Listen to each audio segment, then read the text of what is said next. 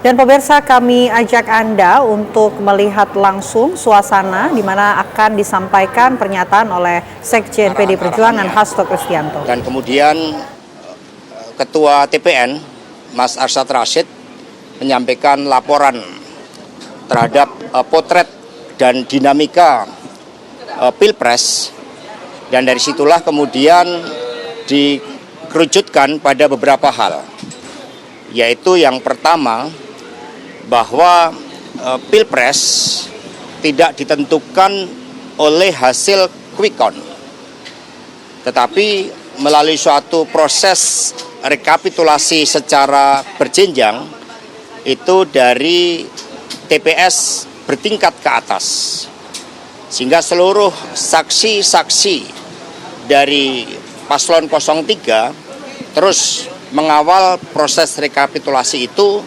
karena suara rakyat adalah suara Tuhan.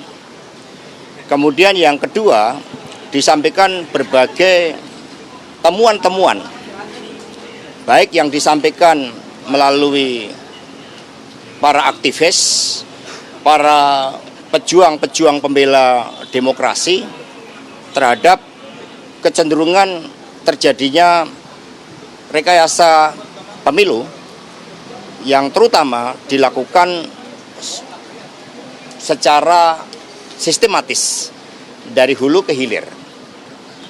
Kemudian yang ketiga, dilakukan juga kajian-kajian terhadap beberapa pasal-pasal di dalam undang-undang pemilu tentang keterlibatan dari pejabat negara yang menurut undang-undang pemilu itu bertentangan.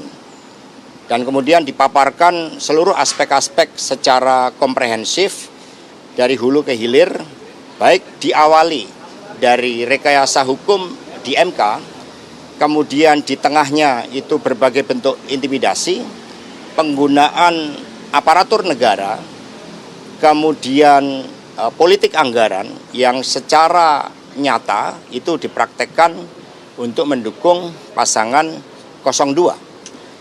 Berbagai anomali pemilu itu telah menyentuh aspek legitimasi dari pemilu tersebut. Nah, karena itulah kemudian yang keempat, dibentuk tim khusus untuk melakukan suatu audit forensik.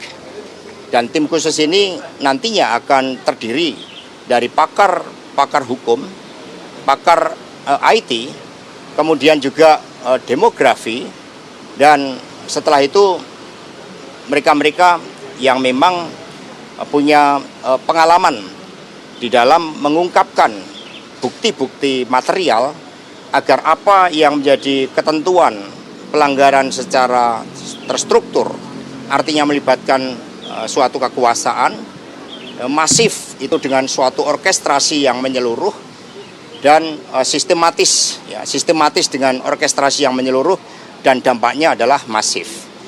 Ya, sehingga tim khusus ini segera dibentuk, nama-nama sudah dikumpulkan, terdiri dari orang-orang yang punya kredibilitas tinggi dan juga punya suatu spirit di dalam menjaga marwah demokrasi yang berintikan kedaulatan rakyat, demokrasi yang ada etika politik, demokrasi yang tidak menghalalkan segala cara.